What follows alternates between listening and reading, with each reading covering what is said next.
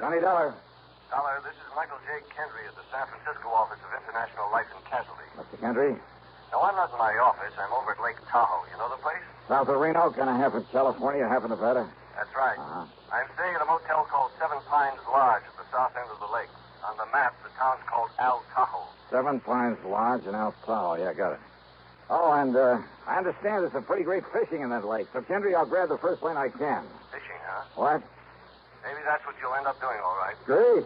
For the body of a man named Marvin W. Smedley. Huh?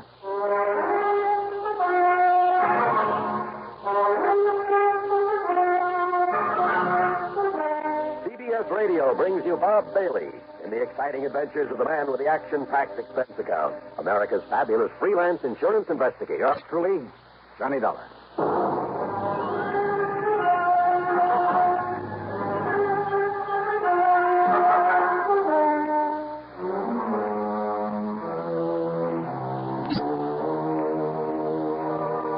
Expense account submitted by Special Investigator Johnny Dollar to the International Life and Casualty Insurance Company, San Francisco office. Following is an account of expenses incurred during my investigation of the Twins of Tahoe matter. Expense account item 1, $182.50, cab to Bradley Field and an early morning jet flight to San Francisco. Item 2, when I got there, $50 deposit on a rental car. I could have taken a ferry plane to Sacramento or even north to Reno, but I wanted another look-see at this part of the country. And I'm glad I made the drive, for Route 50 took me through a lot of the romantic old gold rush country. Yeah, through Placerville, now a quiet, busy little city, but once one of the most lawless, notorious places in the West, where the corner of Main and Coloma Streets was known only as Hangtown. And at one end of Main Street, you can still see the famous Hangtown bell that was used to call out the vigilantes in times of trouble. And then, finally, Lake Tahoe. And in my way of thinking, it's one of the most beautiful spots on Earth. Over 20 miles long and about half as wide. Its deep, clear water is the bluest I've ever seen, except in the shallows along the edges where it changed to an almost brilliant emerald. Tall, snow-capped peaks stand out above the dense, forever-green forest that surrounds the lake, barely hiding the many resorts that nestle together along the water's edge. And the water's cold out there and very deep. There are parts that have never been fathomed. Now and then I could see the clean, cloudy wake of a speedboat, sometimes with a water skier in tow. A group of small sailboats, white canvas, spread to the wind. Here and there along the shoreline, a few hardy souls in swimming, braving the chill waters in that breathless high altitude before the early winter snows would come. And then, in contrast, in various spots along the highway on the Nevada side, as such things are illegal in California, there were huge, gaudy, restless, noisy gambling houses. And out Tahoe at the Seven Pines Lodge, and there were 7 tall pines around the neat little motel, Kendry was waiting there for me. Dollar? Yeah, that's right. Glad you made it. I'm Mike Kendry. Oh, yeah. How are you, Mike? Come on into my cabin. I'll tell you what it's all... Mrs. Nelson, Mr. Dollar's arrived. I'll settle him in the cabin next to mine. Come on, Johnny. Good, yeah. Hey, you mentioned fishing for the body of a man by the name of Smedley. The police are fishing for it now. Marvin W. Smedley. He was a client of ours. Very wealthy, retired. Come on in. Sit down. Okay, sure. Well? On the way in here, you passed a big piece of lakeside property with a small stone house set back away from the beach. Oh, yeah, I know. Smedley's, where he lived with a housekeeper, Mrs. Turner, and his twin nephews, Tracy and Alfred Smedley. There were 25 or 6. So what's happened? About 3 o'clock this morning, Mrs. Turner woke up to what she thought was the sound of a shot. She went into the boys' room to see if they'd heard it, but they weren't there. Oh? And she remembered Tracy had said he'd be out gambling all night over on the Nevada side, and that Alfred was at a 2 or 3 day house party at the upper end of the lake. And rather than try to waken old man Smedley, well, she decided it was only a backfire and went back to bed. Yeah? But when she got up for breakfast, well, she found the library in a real mess, and the safe had been rifled. No sign of Smedley? No. Go on, Mike, please. Now, she knew that old Smedley had a habit of getting up in the middle of the night and going in there and counting his money. He never did trust the banks, kept everything he had in that safe. So she knew right away what must have happened. She knew for sure when she found that Smedley wasn't in his bedroom or anywhere else around the house. Also, she says she could smell gunpowder there in the library. Well, did she call the police? Yeah, and Sergeant Porter came running. And when he found the footprints leading down to the beach, down to the dock, and the marks of a body dragged along. And the body itself? No sign. Must have been weighted down and dumped in the lake. Who, Mike? No question about it. They've been living easy off him for years, just waiting for him to die so they could get their hands on his money. One of the twins. Only one of them? Only one set of footprints out there in the sand. Have the police been able to find the twins? They sure have. They've got them locked up in the local hoosgow. Then what's the problem? Only one of them did it, Johnny. Okay.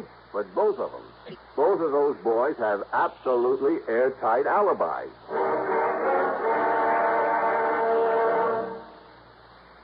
Crime, delinquency, threats of war. These are the subjects that dominate our news headlines these days. Not very pleasant subjects, are they? You may say that somebody ought to do something about cutting down on crime and delinquency and in promoting peace among nations, but that there's nothing you personally can do about it. Well, that's where you're wrong. You can wage your own fight against crime and delinquency in your own family by taking the family to the church or synagogue of your faith this week. The inspiration and guidance you and they will receive from spiritual contact will strengthen moral background and faith.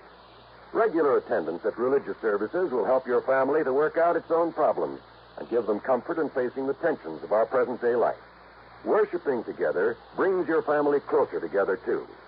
And supporting your own religious institution provides funds to help those individuals and families who, unlike you, are unable to help themselves. Find the strength for your life. Worship together this week. And now, Act 2 of yours truly, Johnny Dollar.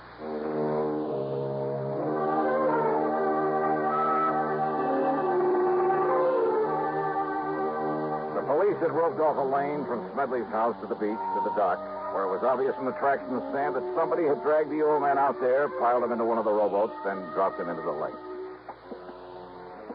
Sure, it was one of those twins, Mr. Dollar. It had to be. Well, now, why do you say that, Chief? Sergeant Bill Corder. Okay, Sergeant. Well, not only because of what Mr. Kendry told you about him, but because the footprints that hauled him out of here was made by the shoes of one of them. Which one? Either Tracy or Alfred. But you don't know which? Well, that's the trouble. Not only because it was a pair of brand new shoes that didn't have any what you might call identifying marks, even where they showed up clear in the damp sand, but because those two young punks always dressed exactly alike. You know, so as to cover up for each other. How do you mean? I mean, not only because they were always... Those boys were always mischief makers, Johnny. They sure were and still are. They just didn't have anything else to do. One of them would provoke a fight at one of the gaming casinos or borrow somebody's car without permission or such nonsense. And each of them would swear it was the other. Yeah. And because they look and talk and act exactly alike so that nobody can ever tell which is which. Well, the police here, never knowing which one they could legally hold, and they were always threatening to sue for false arrest. And you'd be as mad as we are over how many times they've gotten away with that, Dollar. Right. And not only because witnesses to whatever they did couldn't tell them apart, but that fool uncle of theirs would always come along and pay a fine or something before we could nail down the right one. That's it. And you say they both have alibis for whenever it was this thing happened? Yes, sir. About 3 o'clock this morning. And you're sure about those footprints? Sure I am. Found the shoes that made him in the house, in the clothes closet. Found the sand on them. In whose closet? Tracy's. Oh? Yes, sir. And Alfred's. Ah. Same closet. Sergeant Corder, Mike and I went on into the house to talk to Mrs. Maid Turner, Smedley's old housekeeper. Tall, raw-boned, but erect and strong in spite of her years, having worked hard all her life. She looked as if nothing in the world could ever face her. But obviously the death of her employer had. If only he'd have listened to me, Mr. Dollar. If only he'd have listened. Because I knowed something like this would happen to the poor old man. Him keeping all of his money here in the house instead of down to the bank where he ought to. How much money, Mrs. Turner? Oh, goodness knows, Mr. Dollar. But it was all he had, and he was a rich man, and everybody knowed that he kept it here, and that he'd come down in the middle of the night and cut it all out to himself. And look, he didn't even pull down the shades, so as anybody and everybody could see him sitting here with all his money. And I told him. And now it's happened. Oh.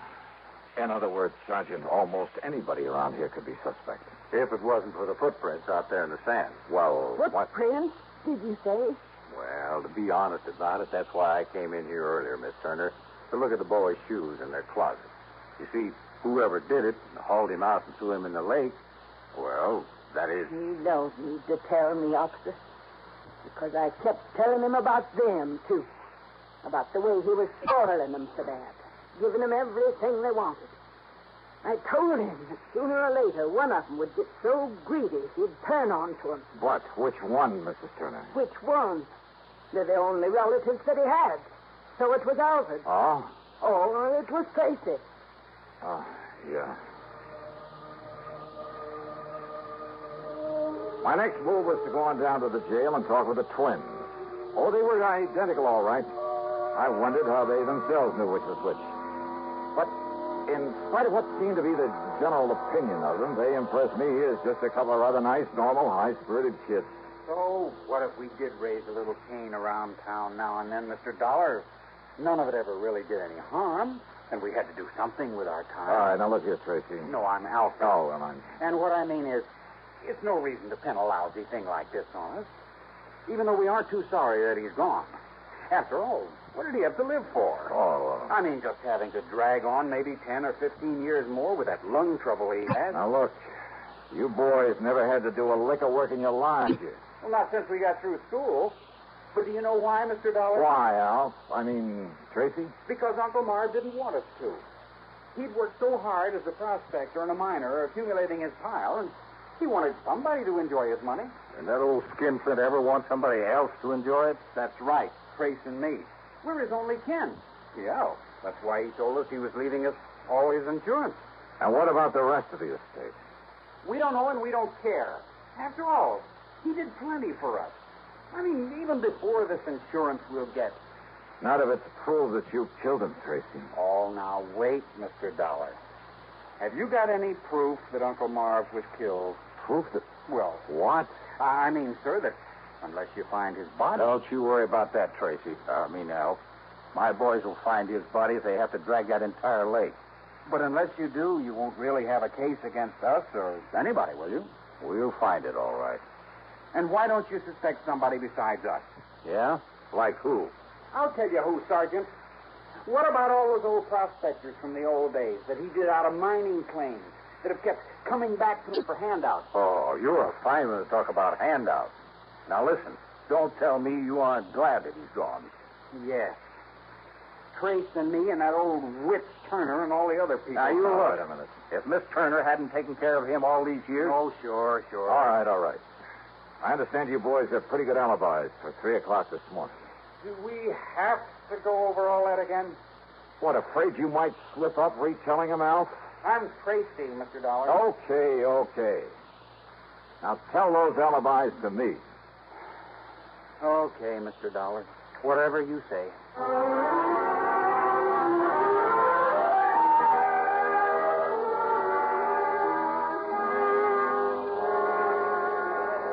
Okay, Tom, you relieve Jimmy over there on the blackjack table. When he gets back, you can take over one of the roulette wheels. Oh, Mr. Harker? Sure, Dollar. One of the Smedley twins was in here all night. Which one? Came in around midnight and didn't pull out until, it must have been about 8:30 this morning. All right. Now, you're sure that he was here at about 3 a.m., huh? Sure, I'm sure. Playing one of the crab tables. He didn't step out for a few minutes, perhaps? No, sir, and I know. Because I always keep an eye on those Smedley kids.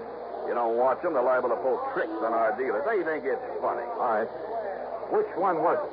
Do you know? I told you. It was Alfred Smedley, or his brother Tracy. Thanks.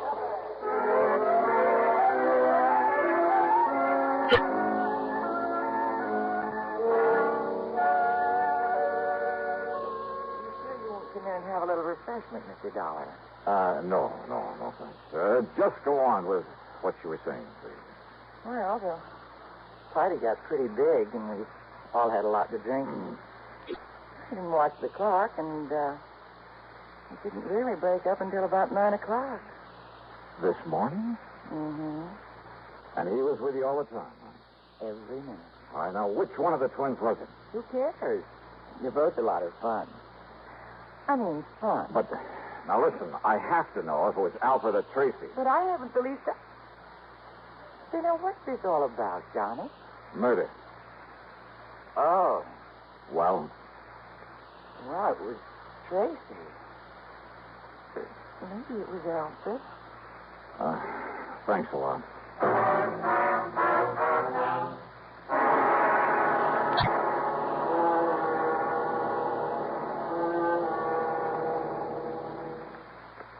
In a world of doubting Thomases decades ago, it never would have been possible for stars to shine in the daytime.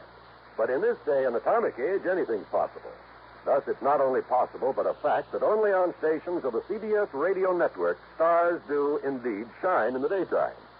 You'll find them illuminating an entire segment of your daytime listening every Monday through Friday. These stars have all been named by celestial authority vested in their forebears. Those names are Arthur Godfrey, Art Linkletter, Bing Crosby, Rosemary Clooney, Gary Moore, and Durward Kirby. You won't find them in your book of the planets and stars, but no compendium of show business luminaries would be complete without them. Monday through Friday, your radio set is your personal telescope on its star-studded display, on your CBS radio station. To list them once again, Arthur Godfrey, Art Linkletter, the House Party Man, Bing Crosby and Rosemary Clooney in tandem, and Gary Moore and Durward Kirby. Enjoy them often. Now, Act 3 of yours truly, Johnny Dollar, and the Twins of Tahoe Matter. So both Tracy and Alfred Smedley had alibis, if for no other reason than that neither of them could have been in two places at once. And those alibis might be pretty hard to break. Yet, according to what little actual evidence there was, one of them must have killed their uncle, or the insurance... Oh, no, wait a minute. Yeah, there was something that Alfred, or Tracy... Anyhow, there was something that one of them had said that suddenly gave me a hunch. Expense account item 370 cents for phone calls to locate Smedley's lawyer on Mr. Kenneth McManus. Then I dropped into his office and asked him just exactly one question about the old man's will. And his answer gave me a new, fresh start on the case. Item 4, 10 cents, another call, this one to Sergeant Corder. Yes, Dollar. The boys found the body all right. Yeah? Now, you know how the water off that beach stays clear and shallow until it, gets to 150 yards or more straight out from the dock? Yeah? And it drops off over 300 feet straight down, just like that? And the body had been dumped over that ledge? Oh, but it's gone all the way down. We'd never have found it. But it was hung up on a rock, not more than 20 foot under. I see. And, Dollar, there's a nice, clean bullet hole in the back of his head. Did you find the gun? Same caliber as one that was issued to those twins a couple of years ago. Did you find it? No, sir. And if it was dropped overboard, too, and it must have been... Well, I hate to say it, but, Dollar, we'd never find a little gun in over 300 foot of water at the bottom of that lake. No, all right, then. We'd never find it in 1,000 years. Maybe we don't need to, if I can pull off a little bluff. In other words, we're never going to know whose prints are on it. Sergeant. But it was one of those twins did it, all right. Sergeant. No, there's just no question about it. Listen, Sergeant, listen to me, will you please? I want to go back to the house. Huh? You meet me there in the library. There at Smedley's house. Oh? Yeah. I'll be there in 5 minutes. In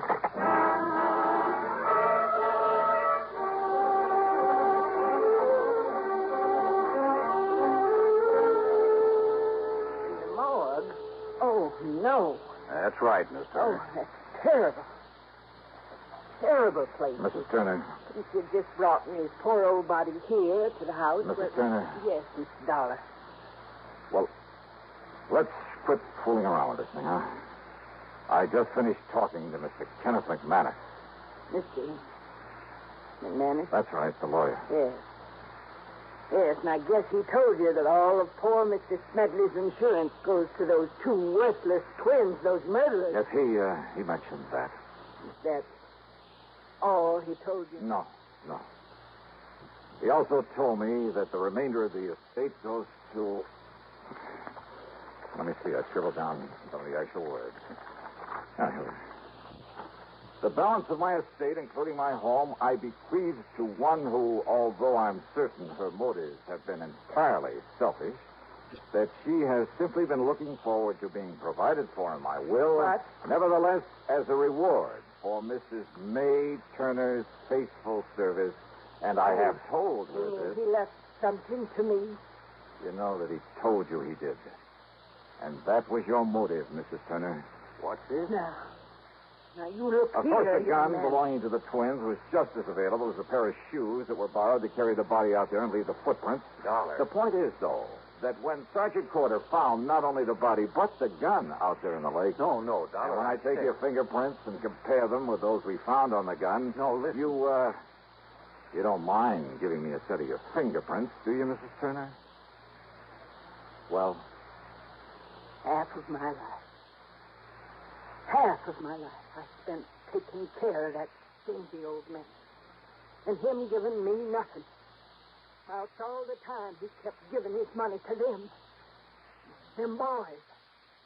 So that by the time he finally would die natural, what they'd be left for me. And you would have let those boys go to the gas chamber, wouldn't you? No. Oh, no? I hated those boys. But I knowed they could never put it on to them. Nobody could ever put anything on to them before. I'm afraid that's beside the point now. Now that we know you did it. But I had to. Because if I'd have waited, he'd give them all his money, and when he did die, there was nothing left. Nothing for me. Nothing. Don't you see? What's left for you now, Mrs. Turner?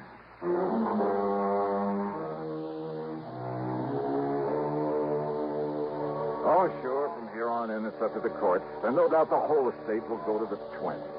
You know something? I hate this kind of a case. It leaves a bad taste in my mouth. Expense account total, including incidentals and the trip back home, $416 even. Yours truly, Johnny Dollar.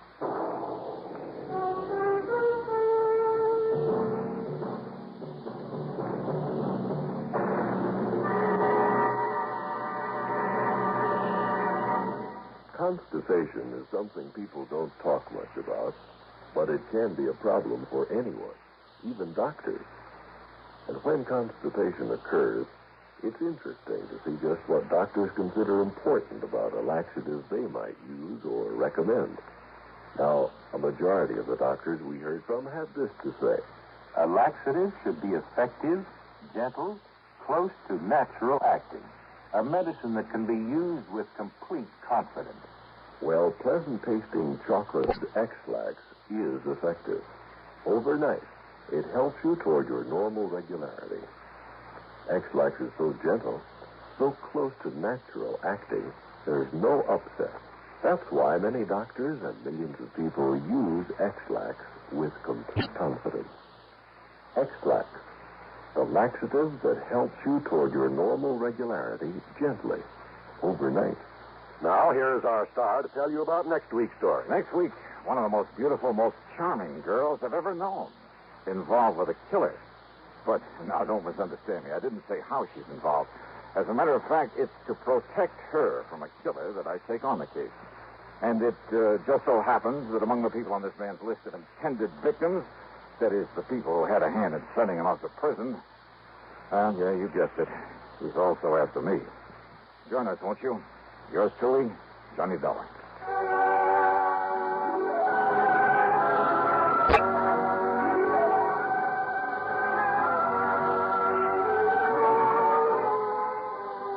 Yours truly, Johnny Dollar, starring Bob Bailey, originates in Hollywood and is written, produced, and directed by Jack Johnstone. Heard in our cast were Virginia Gregg, Gene Tatum, Paul Dubois, Forrest Lewis, Sam Edwards, Herb Ellis, Tom Hanley, and Bill James. Be sure to join us next week, same time and station, for another exciting story of yours truly, Johnny Dollar. This is John Wall speaking. Menace looms over blistering desert wastes as suspense brings you Inferno next on the CBS Radio Network.